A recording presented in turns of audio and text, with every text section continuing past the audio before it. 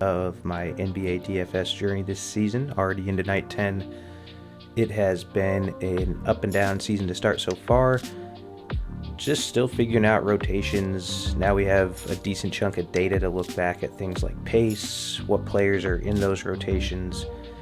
But of course, there's always the injury news that happens every night, and this slate was no different. The big piece, or several pieces, were Devin Booker back in the lineup for the Suns. He had a really nice night, low ownership, 5.7%. The other one was Zion out for the Pelicans. You also had Brandon Ingram still out, so Herb Jones became a huge piece to have in the lineups, lower owned than a lot of the other New Orleans pieces. You can see the difference between Nance and Jones. Obviously, price is a big difference. I think Nance was $3,900. Herb Jones was like $5,400.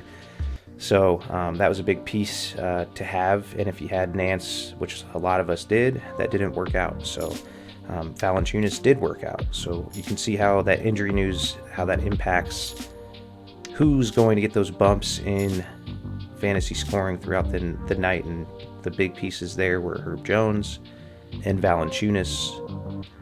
And then Dyson Daniels also had a good night. So I had too much Jordan Hawkins. That hurt me. Daniels was the better play there, lower owned, and had a better night. So things to keep in mind and remember: who's going to get those bumps, who's going to draw the most ownership, maybe pivot off those higher owned guys to someone that is less owned but has the same amount of opportunity as far as getting the bump in minutes when somebody else is out. The other nice piece last night was obviously Victor Wembanyama. He had a monster evening, 38 points, 2 assists, 10 rebounds, 1 steal, 2 blocks, 2 turnovers, 60 fantasy points on FanDuel, and he was a piece that was in this winning lineup from the pick and roll Thursday. This is the 25 entry max, the one I like to get into, 222 an entry. This was my best lineup on the left-hand side here. And you can see that big difference in 60 points was only made up from a few players. A lot of our players look similar in the lineup. I missed on Lauri Markkanen. He hit on Victor Wembanyama, who was lower price point, less owned, and had a monster evening. So great lineup on this side here. 2K takedown, 422.5 as far as those total points. That's the most I've seen on the slate yet so far. There may have been one with more than that, but on a smaller 5-game slate to have 422.5 points is impressive. You can see all of his players hit, and tough to beat when that happens. Jumping over to betting lines for November 3rd's game. This is the 11th night in the NBA that I'll be playing, so 11 for 11, and we'll keep it cruising. Looking for blowout opportunities. The game that caught my mind, or my eye, was the Miami Heat Wizards game. Wizards traveling to Miami, tough place to play, a lot of distractions. This Wizards team is pretty terrible. Jordan Poole's been a no-show so far this season, and the Heat, still have a strong team from top to bottom. 8.5 point spread there, so that's one to keep an eye on for blowout risk. To me, the best game on the slate is Mavericks Nuggets. Doncic and Jokic are buddies, it seems like. So I expect this game, just from the offensive talent on each side, to be higher scoring and a good pace.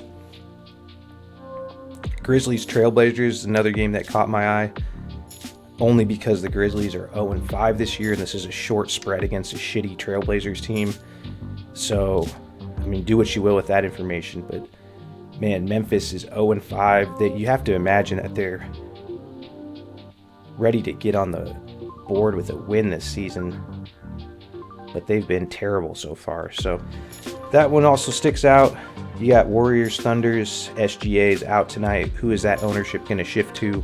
Who is that usage going to shift to? I'd imagine that most people are going to shift to Josh Giddey, but there are other nice pieces on that team that you could try to have some shares of. Bucks, Knicks, another interesting matchup. Bucks have not been playing well. They're still kind of feeling out that lineup. A lot of new faces. Obviously, Lillard is a big piece to fit in the puzzle there. Giannis has not played great as far as fantasy-wise so far this year. I expect him to play better at some point, hopefully. And Lillard's been up and down, so another one to keep an eye on for tonight. It's an interesting slate, 7 games. Let's take a look at over-unders, and then we'll get out of here. So Cavs Pacers, it seems like everybody that's playing the Pacers is in a high over-under game.